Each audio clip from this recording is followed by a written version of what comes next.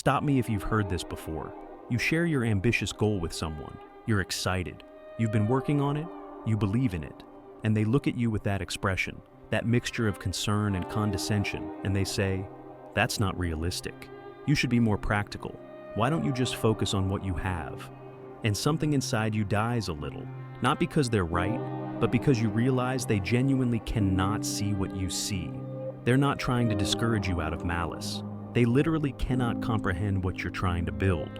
Friedrich Nietzsche spent years studying this exact phenomenon, and his conclusion was brutal. Ordinary people will never understand greatness. Not because they're stupid, not because they're bad, but because their entire psychological framework makes it impossible. They're playing a completely different game with completely different rules. And when you try to explain the game you're playing, it's like trying to explain color to someone who's been blind since birth.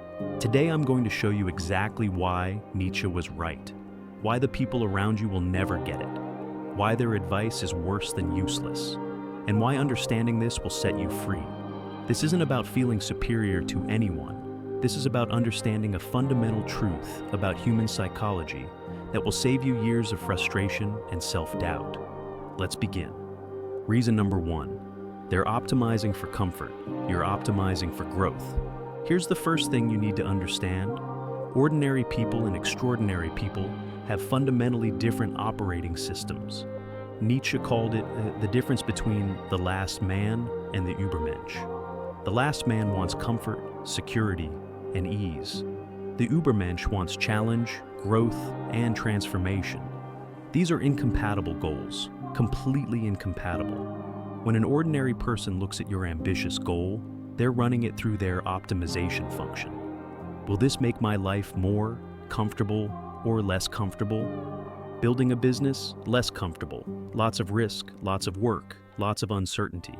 Their conclusion, bad idea. Pursuing mastery in a skill, less comfortable. Requires discipline, sacrifice, delayed gratification. Their conclusion, why bother? Attempting something that's never been done, way less comfortable. High chance of failure, public embarrassment, wasted effort. Their conclusion, you're crazy. But you're running a completely different optimization function. You're asking, will this make me grow? Will this push me to become more capable? Will this be meaningful regardless of whether it's comfortable? Building a business, massive growth opportunity. You'll develop skills you never knew you needed. Their conclusion, exciting challenge. Pursuing mastery, profound personal development. You'll discover what you're actually capable of. Your conclusion, worth every sacrifice. Attempting the unprecedented, ultimate test of your abilities. Even failure would teach you more than playing it safe. Your conclusion, this is what life is for. Same opportunity, completely different evaluation, because you're playing different games. And here's why they'll never understand your choices. They genuinely cannot fathom why anyone would choose discomfort when comfort is available. It's not that they disagree with your priorities. They literally cannot comprehend them. To them, you're making objectively bad decisions, like someone choosing to walk barefoot on broken glass when there's a perfectly good sidewalk right there. They think you're either stupid or self-destructive. They don't understand that you see the broken glass as the path to becoming someone who can walk on broken glass. They don't understand that the sidewalk leads nowhere you want to go. Nietzsche would tell you, stop expecting comfort seekers to understand growth seekers. They're speaking a language you understand, but you're speaking a language they literally cannot hear. When they tell you to be realistic, they mean optimize for comfort, like I do. When they tell you you're taking unnecessary risks, they mean, I would never choose growth over security. They're not wrong from their perspective. They're just playing a completely different game than you are. Stop trying to explain yourself to them. You can't. The explanation requires understanding a value system they don't have access to. Reason number two, they need you to fail because your success threatens their entire identity. This is the one that stings. But Nietzsche saw it clearly. Ordinary people have a psychological need for extraordinary people to fail, not consciously. They'd be horrified if you accused them of this. They genuinely believe they're being supportive when they tell you to lower your expectations. But deep down, at a level they're not even aware of, they need you to stay at their level. Here's why. Ordinary people have made peace with their ordinariness. They've constructed an entire identity around why their comfortable, safe, conventional life is actually the smart choice. They tell themselves, I'm not pursuing greatness because I'm mature, practical, and realistic. People who chase big dreams are naive, reckless, or arrogant. This identity requires that pursuing greatness actually be a bad idea. It requires that the ordinary life actually be superior. Now you come along, pursuing something extraordinary, and if you succeed, their entire self-concept collapses. Because if you can succeed by being ambitious, taking risks, and refusing to settle, then they could have too. And that means they chose comfort over potential. They chose safety over meaning. They chose the ordinary life not because it was the smart choice, but because they were afraid. That realization would be devastating to their ego, so they can't let it happen. They need you to fail. They need your ambition to be punished. They need the ordinary life to be vindicated. This is what Nietzsche called ressentiment. It's not simple jealousy. It's a deep psychological need for the world to work in a way that justifies their choices. Watch what happens when you start succeeding. The same people who told you to be realistic don't celebrate. They find ways to diminish it. You got lucky? The timing was right. Must be nice to have those opportunities. Hope you can sustain it. Notice what they're doing? They're protecting their identity. If your success is luck or timing or privilege, then their lack of success isn't a choice they made. It's circumstances beyond their control. But if your success came from choosing growth over comfort, from taking risks they wouldn't take, from working harder than they were willing to work, then they have to face that they chose differently. And that's intolerable. Nietzsche would tell you, understand that when ordinary people discourage your ambitions, they're protecting themselves, not helping you. Their advice to be realistic is really them saying, please don't force me to confront my own choices by succeeding at something I was too afraid to attempt. This doesn't make them bad people. It makes them human. But it does mean you should never, ever take their advice about your ambitions. They're not trying to help you succeed.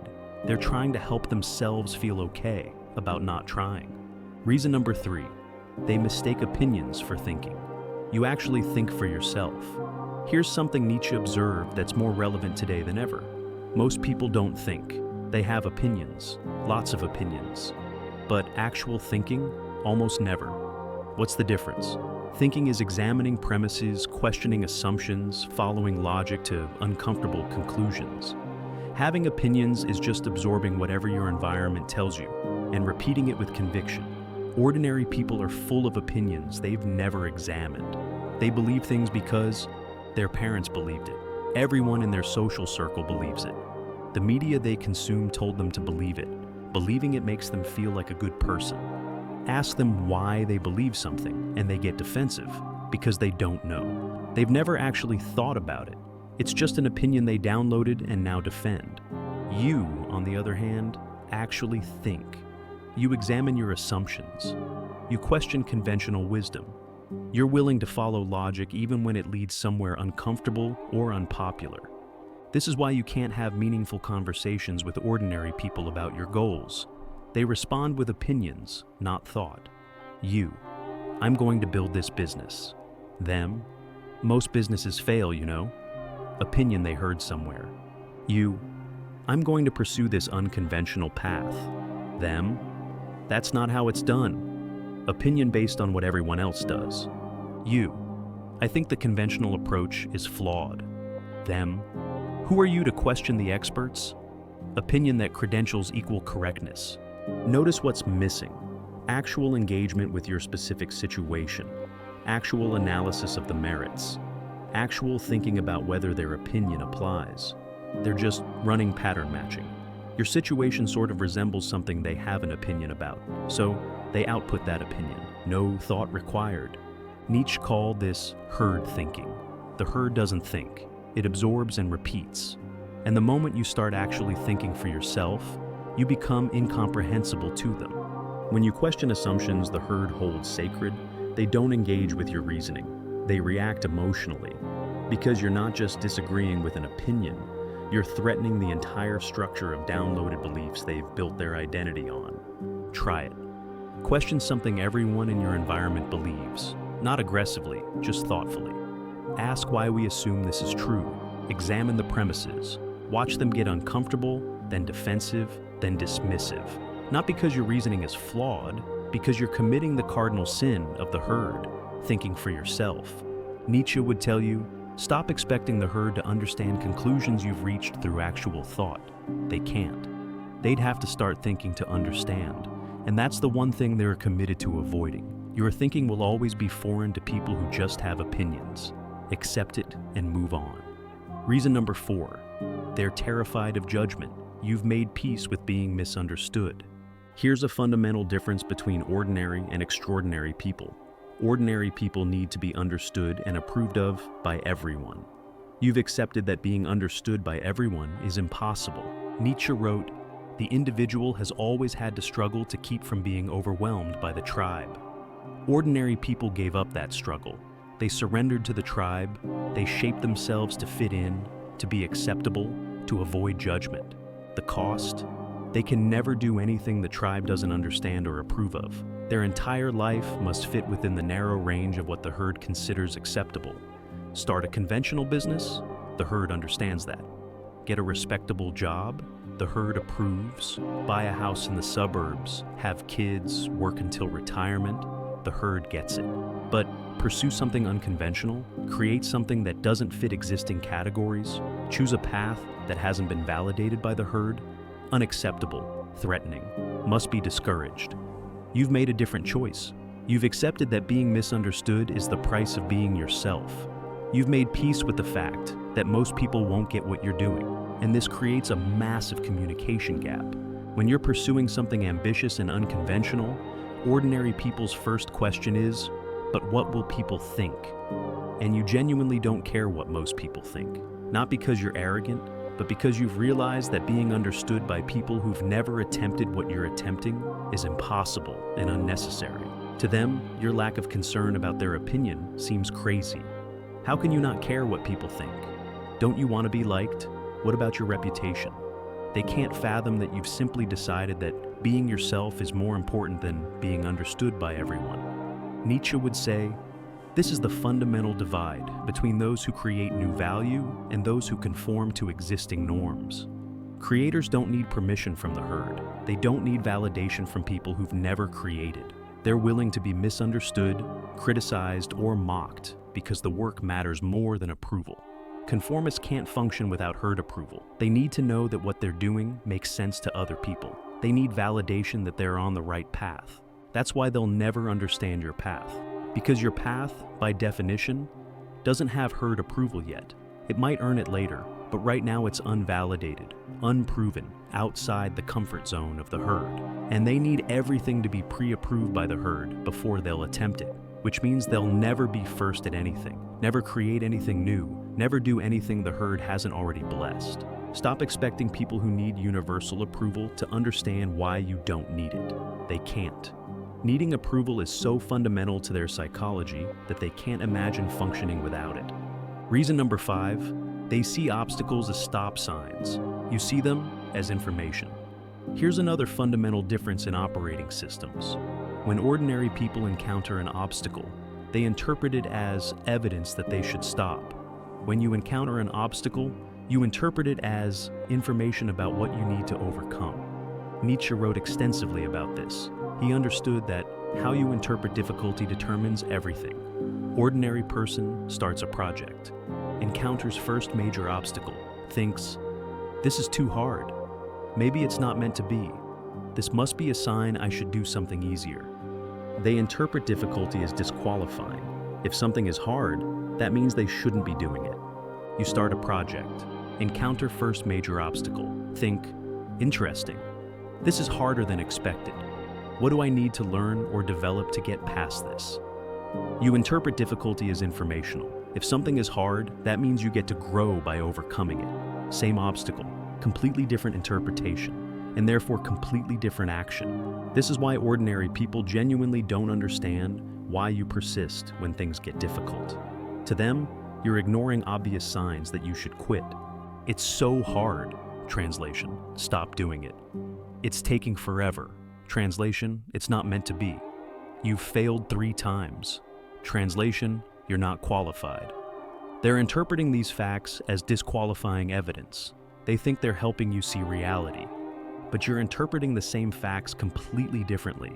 It's so hard means I'm growing rapidly. It's taking forever means I'm learning patience and persistence. You've failed 3 times means I've eliminated 3 approaches that don't work. Nietzsche would say, weak people need things to be easy because they interpret difficulty as evidence of their inadequacy. Strong people welcome difficulty because they interpret it as opportunity for growth. The ordinary person's advice to quit when things get hard isn't wrong from their framework. If you interpret difficulty as a stop sign, then yes, you should quit. But you don't interpret it that way. You see difficulty as the path itself.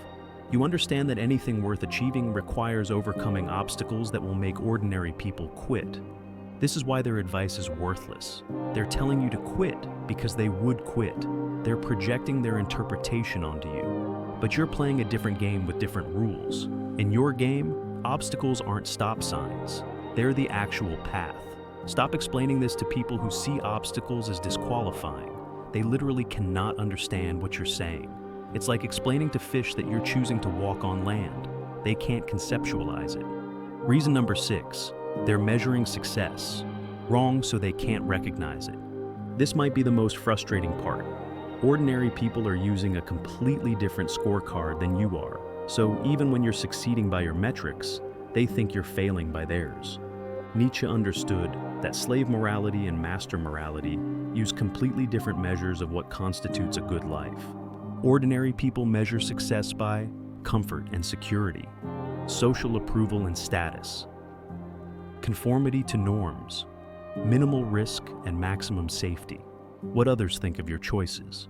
You measure success by growth and capability, meaningful work and impact, authenticity and integrity, challenge overcome, becoming who you're capable of being. These are fundamentally incompatible metrics. So, when you're 3 years into building something meaningful, working harder than you ever have, growing faster than you ever imagined, pushing yourself to new limits, ordinary people look at your life and think you're failing. Look how hard they're working. They must be struggling. Look at all the stress. They must be miserable. Look at what they're sacrificing. They must have made a mistake. By their metrics, you are failing. You're not comfortable. You're not secure. You're not conforming. You're taking huge risks. But by your metrics, you're succeeding wildly. You're growing. You're building something meaningful. You're becoming more capable every day. This is why their pity is so infuriating. They feel sorry for you. They think you're trapped in something you can't get out of. They think they're better off than you because they chose the comfortable path. And there's no way to explain to them that you're not trapped. You're exactly where you want to be because they can't conceive of someone wanting what you want. Nietzsche would tell you, never expect someone using the wrong scorecard to accurately evaluate your game. They're measuring your marathon performance using golf scores. The numbers don't even apply. Stop being frustrated when ordinary people don't recognize your progress. They're not capable of recognizing it. They're looking for completely different markers of success. Build for your metrics, not theirs. Celebrate your growth even when they see sacrifice. Trust your scorecard even when theirs says you're losing. Because at the end of your life, you'll be evaluated by your metrics, not theirs. And by your metrics, choosing growth over comfort is the only way to actually win.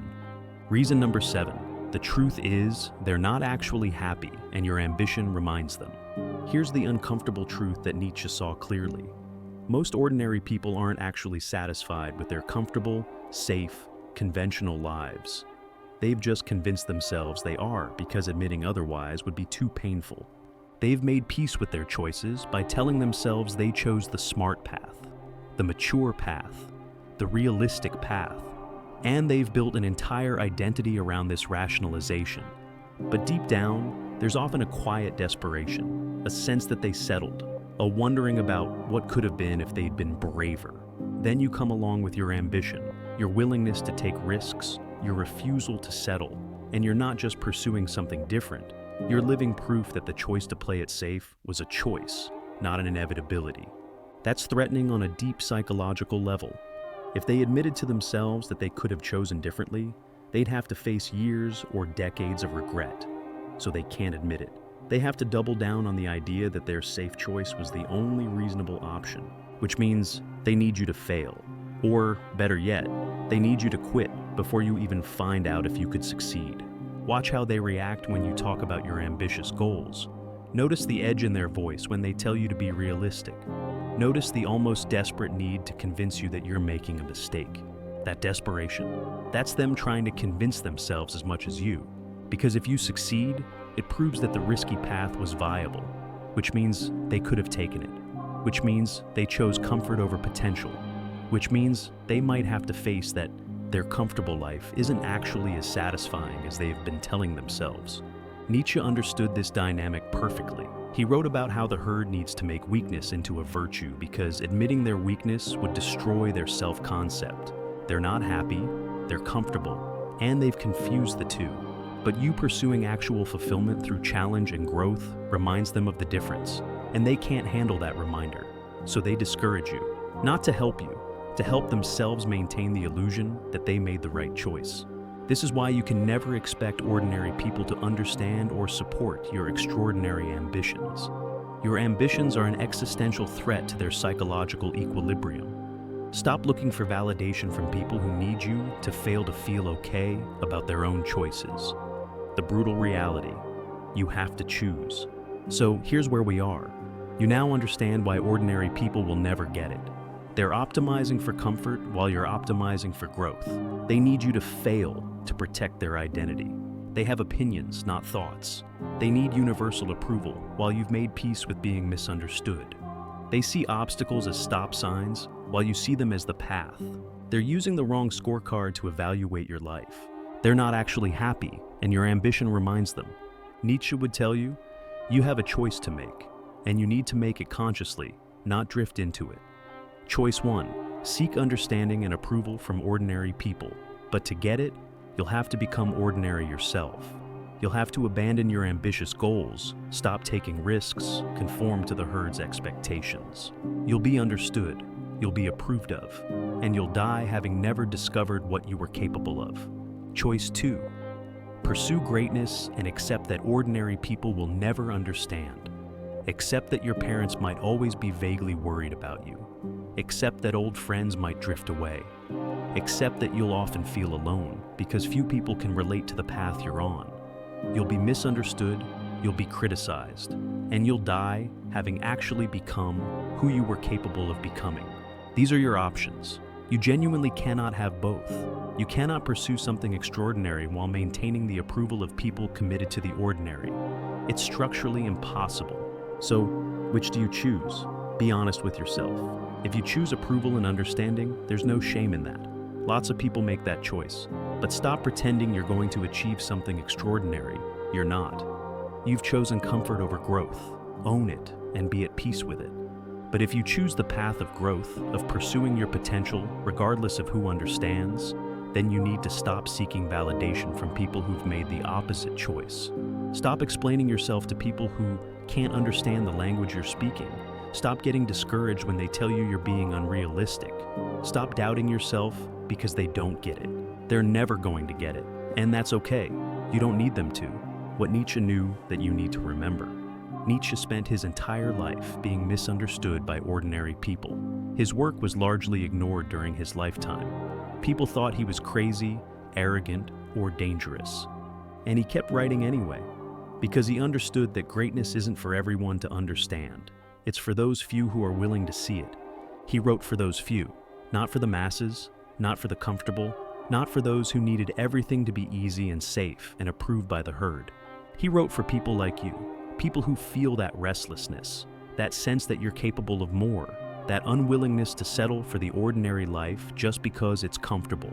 His message to you is this: stop trying to make ordinary people understand your extraordinary goals.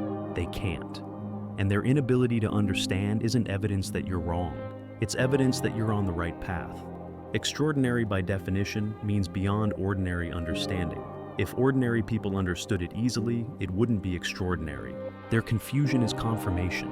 Their concern is validation. Their advice to be realistic is proof that you're attempting something beyond their conception of what's possible. Take it as the compliment it actually is. You're not crazy for wanting more. You're not naive for believing in your potential. You're not reckless for being willing to risk comfort for meaning. You're just playing a different game than they are, and they can't understand your game because they've never even conceived of playing it. That's on them, not you. Your job isn't to make them understand. Your job is to become what you're capable of becoming, whether they understand it or not. So, stop seeking their approval. Stop explaining yourself. Stop doubting your path because they don't get it. They're never going to get it, and you don't need them to. Do it anyway. Become great anyway. Prove Nietzsche right.